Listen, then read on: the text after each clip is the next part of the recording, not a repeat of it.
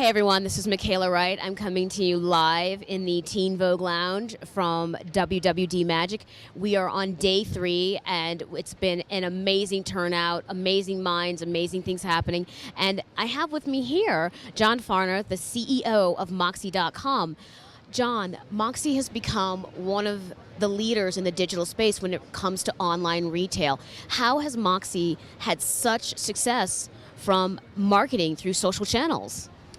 Well, I think, we realize that as soon as you take a step back and quit trying to be proactive with your transactions, trying to get people to transact with social, you find out people are much more willing to attach to you. And I think a lot of the retail community and a lot of the brand community hasn't realized yet that transactions aren't very social, but a lot of content is social. Stories about brands are social, for instance. So we basically decided to take an approach of being good listeners, push out sort of non-transactional content over social, and as a result, we've grown from maybe 1,000 Twitter followers about a year ago to over 130,000 now.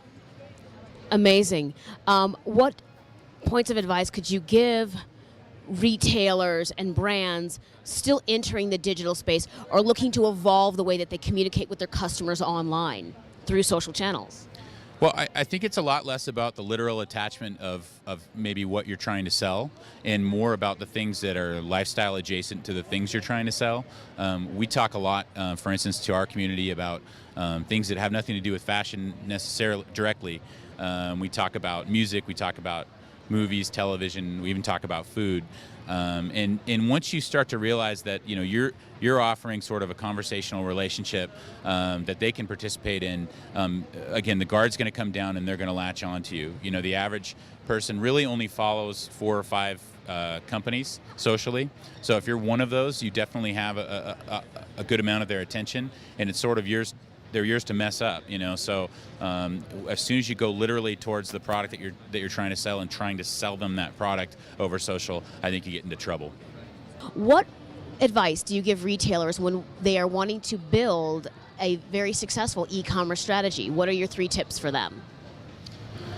Well, I think, first and foremost, just like any retail strategy, the basic thing comes down to your core shopping experience. So you want to sit down and identify and define, what your core shopping experience is and make sure that that's compelling. To get people to talk about you these days, you have to give them an extraordinary experience, and that'll lead to a social strategy. So the second thing would be not ignoring social and mobile.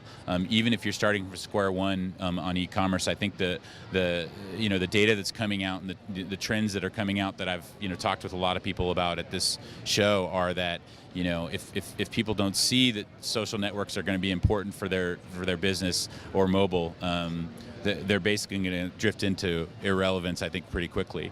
And the third thing, I think, with regards to a successful e-commerce business is just making sure that you take advantage of the data that you can get that you can't get from brick and mortar. Historically, brick and mortar, the data that they get is there's one core metric, and that's sales. And they make all their decisions or a lot of their decisions based on that.